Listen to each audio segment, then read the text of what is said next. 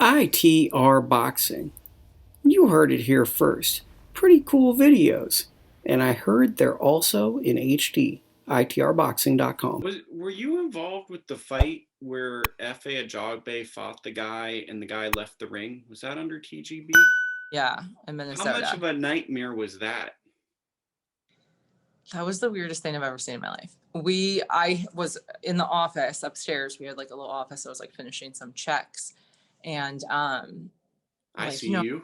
I heard the Ray announce they're in the ring. The bell rings, and then like I kind of just glanced over to see like how they feel each other out, and he was like walking out, and I was just like, wait, what? Like I didn't even. I didn't know what was. I was like, did something happen? Like, so I got down there really quickly, and they're like, God, his wife, they were coming up to me and they're like, we read the rules. And if you stay with the bell, and I was like, you read the rules? Like, this was planned? Like, this is, why even waste your time and go through all this? I mean, I think he tried to get tough with me in the back. And I was like, now you want to get tough?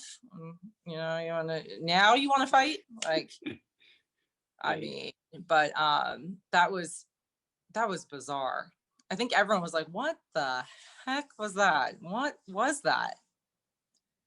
I mean, I can't imagine the feeling of that, because your obligation is to put on fights, but also enjoyable fights. And then here's this fight where you're assuming this is a good fight. The guy has this resume, and then you're like, what the hell? And he couldn't have chosen a place with like a longer walk.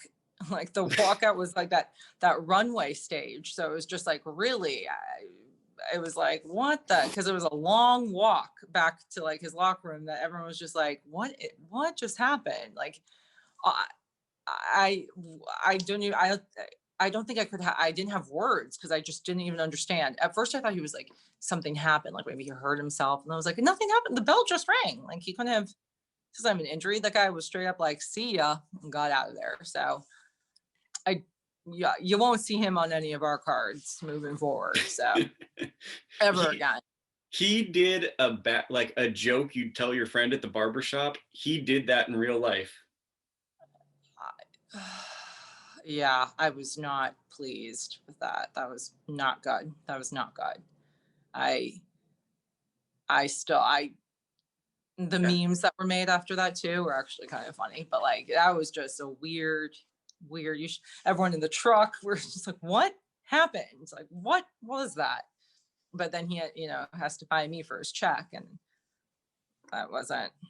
That probably was one of those. There's a book in education leadership called Difficult Conversations that I often refer people to.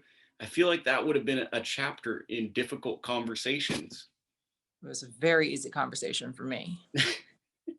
I think the difficult conversation might have been the person trying to solicit a check from the person that's trying to pay them when they didn't provide service.